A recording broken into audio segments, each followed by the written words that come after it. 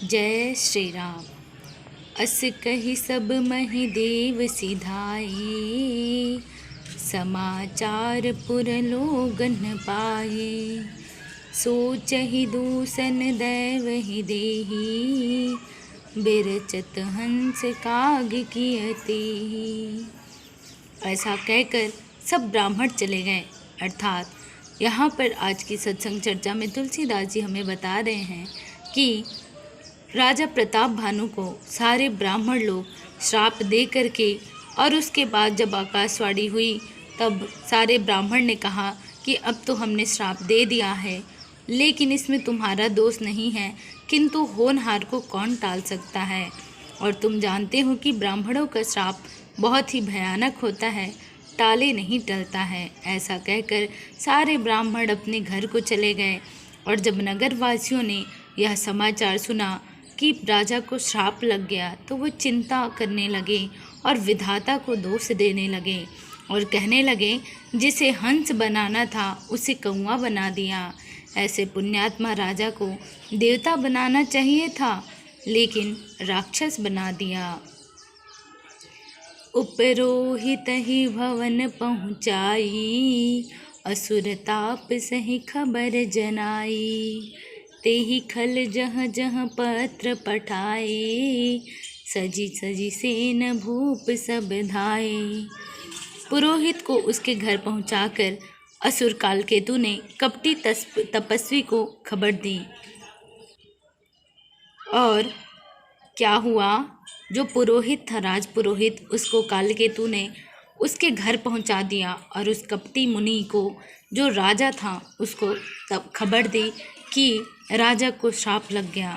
तब उस दुष्ट ने, किसने, उस कपटी तपस्वी राजा ने बहुत सारे, जहाँ जहाँ राजा प्रताप भानु ने युद्ध किया था, वहाँ के राजाओं को हराया था, उन सब को वह कपटी राजा पत्र भेजा और कहा कि सारे सेना लेकर के आ जाओ। और उसके बाद क्या हुआ, घेरिन नगर निशान बजाई, विविध भांति नित होहि लड़ाई। जुझे सकल सुभट करि करनी, बंधु समेत पर नृप धरनी। और उन्होंने डंका बजाकर नगर को घेर लिया। नित्य प्रति अनेक प्रकार से लड़ाई होने लगी, युद्ध शुरू हो गया। और राजा प्रताप भानु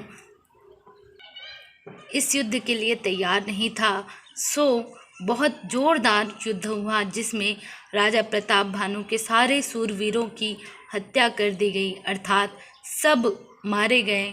और राजा भी अपने भाई सहित वीरगति को प्राप्त हो गया। सत्य केतु कुल को नहीं बाचा, बेप्रश्राप किमि होहि असाचा। रिपुजिति सब नृप नगर बसाई, निजपुर गवन जय जसु पाई।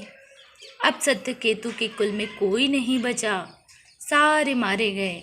और फिर भी ब्राह्मणों का श्राप झूठा कैसे हो सकता है। शत्रु को जीतकर नगर को फिर से बसाकर वह जो कपटी राजा था और अन्य राजा थे, सारे लोग उस नगर को फिर से बसाकर विजय और यश पाकर अपने अपने राज्य को चले गए। भरद्वाज सुनु जाहि जब, होहि विधाता बाम। धुरि मेरु सम जनक जम, ताहि ब्याल समदाम। सियावर रामचंद्र जी की जय।